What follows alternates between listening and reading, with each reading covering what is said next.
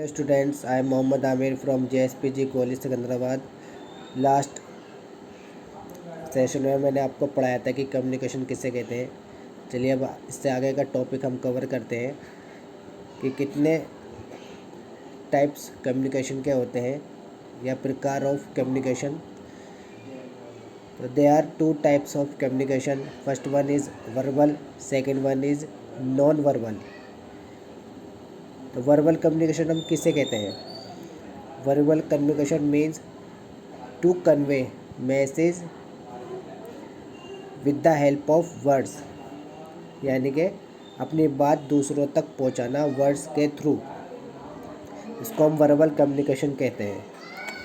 चलिए हम देखते हैं। This involve the use of language and words for the purpose of passing on the intended message. In general terms verbal communication means communication in the form of spoken words only. क्या? वो communication जिसमें सिर्फ spoken words का use होता है उसे हम verbal communication कहते हैं। But in the context of the types of communication, verbal communication can be in the spoken और रिटिन फॉर्म्स। कम्युनिकेशन को हम वर्बल कम्युनिकेशन को हम दो टाइप्स में हम बांट सकते हैं। फर्स्ट है स्पोकन, दूसरा है रिटिन forms. Thus, the verbal form may be oral or written as discussed below. Written communications.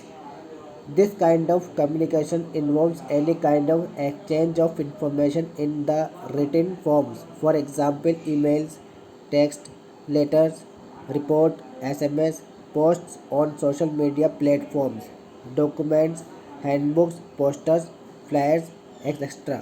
यानी कि रिटिन फॉर्म्स मीन्स वह जो रिटिन में होती है कम्युनिकेशन, हम इसको रिटिन कम्युनिकेशन कहते हैं। अब बात आती है ओरल कम्युनिकेशन किसे कहते हैं।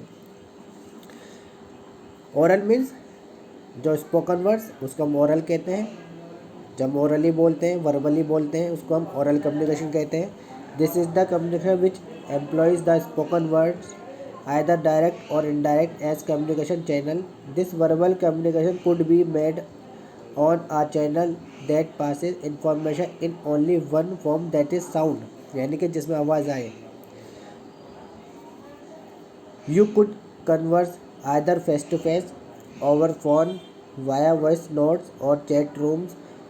It all comes under the oral communication. This forms of communication is an effective forms.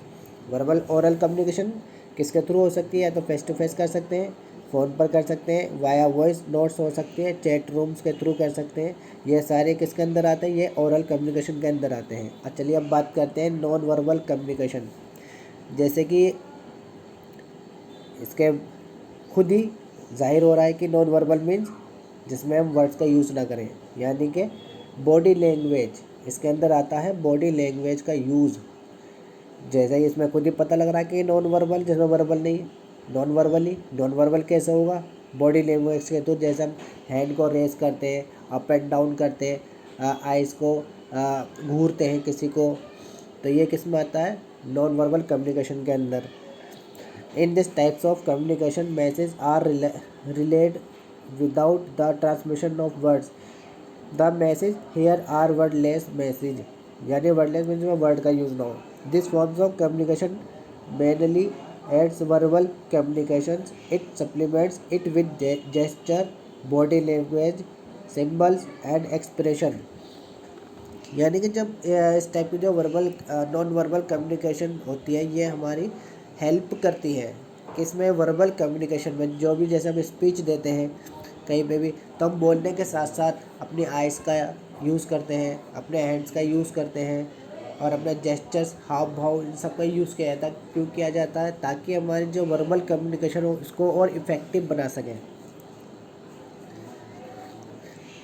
In this type of communications are relayed without the transmission of words. The message are wordless message. This form of communication mainly adds verbal communication. It supplements it with the gestures, body language, symbol and expressions. Through these, one may communicate one's mood, opinion, even show our reactions to the message that are relaying. One's non-verbal actions often set the tone for the dialogue. You can control and guide the communication if you control and guide the non-verbal communication. Some of the moods of non-verbal communication are. तो हमारी बात ये क्या समझ में आई, non verbal communication किसे कहते हैं। नॉन वर्बल कम्युनिकेशन मीन्स होता है जिसमें हम वर्ड का यूज़ नहीं करते हैं, जिसमें हम जैसे जेस्चर, हाव भाव, बॉडी लैंग्वेज मतलब अपना हैंड्स का यूज़ करना, आइज़ का यूज़ करना, अपने लेग्स का, इन सब का यूज़ करना, उसमें बॉडी लैंग्वेज में सारी चीज़ें आती हैं। सिम्बल्स, फेस एक्सप्रेशन के थ्रू अपनी बातों को पहुंचाना, यानी कि अपना रिएक्शन देना, अपना मैसेज को कन्वे करना, ये सारी चीज़ें किस में आती हैं, नॉन वर्बल कम्युनिकेशन के अंदर आती हैं। Physical non verbal communication, this is the sum total of physical observable for instance hand gestures, body language, facial expression, the tone of one's voice, posture, stance, touch, gaze, and others. Several researchers have revealed that physical nonverbal communication constitutes about 55% of our daily communication. यानी कि non verbal communications के जो example हैं वो क्या आता है, hand gesture वरना हैंड का यूज़ करना अपनी बातों को दूसरों तक पहुंचाने के लिए या फिर उनको अपनी बात को सही ढंग से समझाने के लिए। बॉडी लैंग्वेज, फेशियल एक्सप्रेशन का यूज़ करना। टोन ऑफ वंस वॉइस, अपनी आवाज़ की टोन का यूज़ करना, जैसे कि स्लो, तेज बोलना, एकदम स्लो बोलना, ये सब अपनी जो वॉइस का यूज़ करते हैं। जैसे हम गुस्से में, तो गुस्से में क्या करते हैं, हम अपनी वॉइस को बहुत तेज़, बहुत लाउड, बहुत तेज़ी के साथ बहुत लाउडली बोलते हैं। तो इसका मतलब क्या होता है, हम अपना गुस्सा या फिर हम अपना एंगर हम रिवील कर रहे हैं। पोस्चर, स्टेंस मीन्स रवैया, गेज मीन्स घूरना, जैसे हम किसी को घूर रहे हैं तो घूरने का मतलब क्या होता है कि मैं आपसे असहमत हूँ, या मैं आपसे डिसअपॉइंट हूँ, या मैं आपसे नाराज़ हूँ, एंड अदर्स, या कोई भी चीज़ें।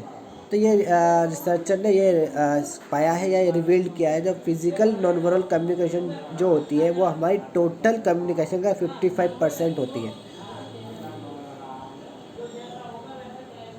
चलिए अब आगे चलते हैं। अब देखते हैं पैरा लैंग्वेज का मतलब होता है सिंपली पिच ऑफ वॉइस, यानी कि वॉइस का यूज़ करना, वॉइस का इस्तेमाल करना।